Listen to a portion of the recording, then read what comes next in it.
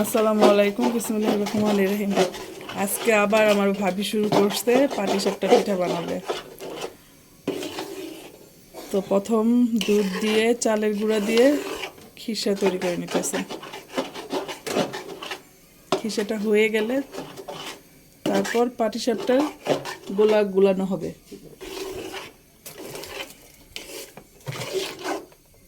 এটা ঘন না হওয়া পর্যন্ত নাড়তেই থাকবে, অনেক ঘন করতে হবে। কয় লিটার দুধ দিছো ভাবি? 4.5-এর উপরে। 4.5 লিটার দুধ উপরে দুধ দিছে এটাতে। এই গরুর দুধ আর লিকুইড দুধ দিছো? লিকুইডই গরুর দুধ আর গুঁড়া দুধ হ্যাঁ, গুঁড়ো দুধ, ড্যানিশ দেওয়া হয়ে গেছে কমপ্লিট। হ্যাঁ। আচ্ছা, ঠিক আছে, এটা করা হোক, সাথে থাকেন আমাদের। তো আমাদের খিসে করা শেষ।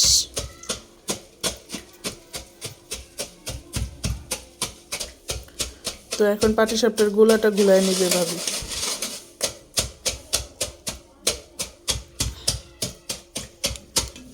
এখানে মিঠাই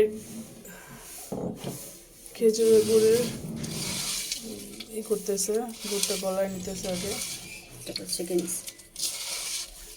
গলায় তারপরে যেখানে ছেঁকে নিছে ছাঁকনি দিয়ে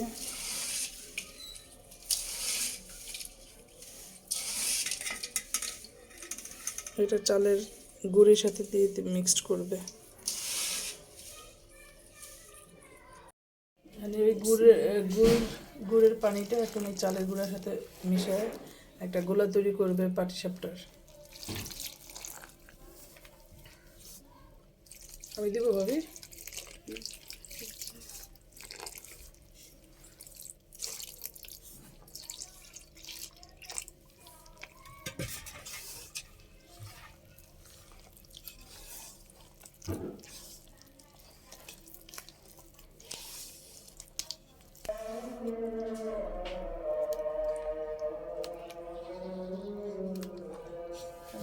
এটা করার আগে একটুখানি কল থেকে গোলাটা একটু পাতলা হবে।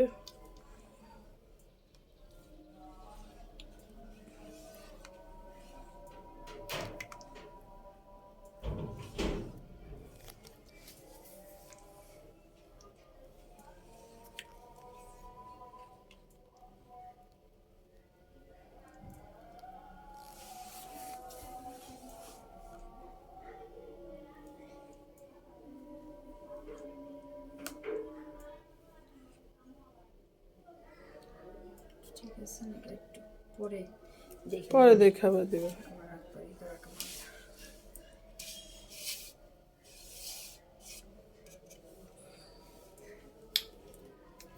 তো আমাদের গোলা বানানো শেষ, এটা এখন রেস্টে রাখবে ভাবি কিছুক্ষণ, তারপর পিঠা বানাবে।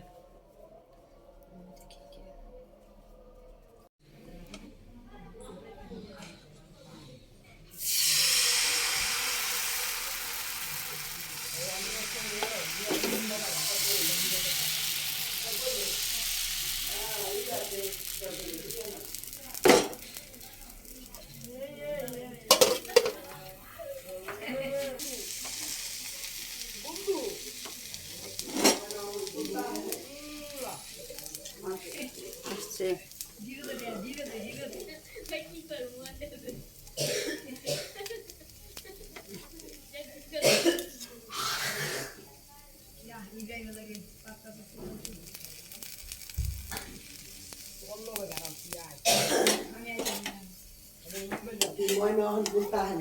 আসছে আসছে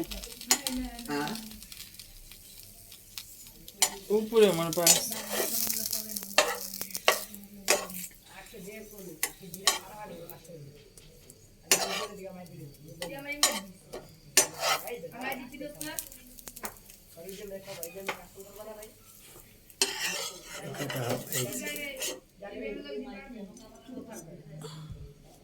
সুন্দর করতেছে।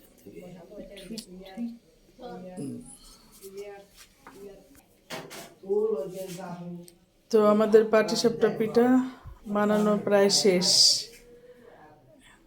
প্রথম বানালো এই কটা, দেখেন তো মাশাআল্লাহ সুন্দর হয়েছে। তো একটা খেয়ে দেখছি, অনেক টেস্ট হয়েছে আলহামদুলিল্লাহ। ভাবি হাতের পিঠা সবসময় বরাবরই ভালো হয়, খুব মজা হয়। তো আপনারা সবাই আমার ভাবির মতো এভাবে ট্রাই করবেন বাসায় খাবার। তো ভালো থাকেন, সুস্থ থাকেন। আজকের জন্য এখানে রাখি। আর আমার জন্য দোয়া করবেন, আমার পেজটাকে, চ্যানেলটাকে সাবস্ক্রাইব, লাইক, কমেন্ট, শেয়ার করে দেবেন। সো আজকের জন্য এখানে রাখি। আল্লাহ হাফেজ, আসসালামু আলাইকুম।